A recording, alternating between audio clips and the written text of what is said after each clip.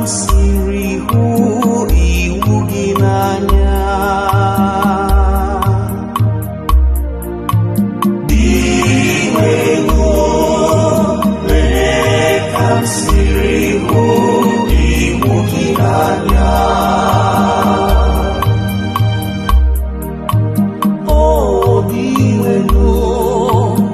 Ekwetala m n'oke m ketara bụ idobe okwu gị. Iwu siri n'ọnụ gị pụta ka mma karịa ọla ọcha na ọlaedo. Obi nwenụ lee ka m siri hụ iwu gị n'anya.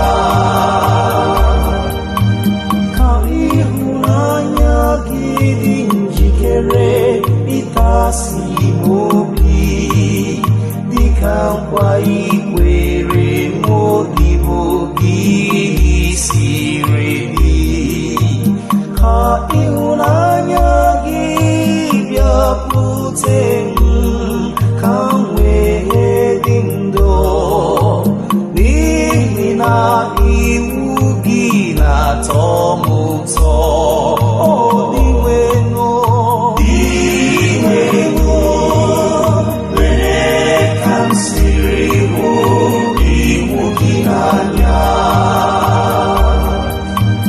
Nke a mere m jiri hụ iwu gị n'anya karịa ọlaedo kachasị mma.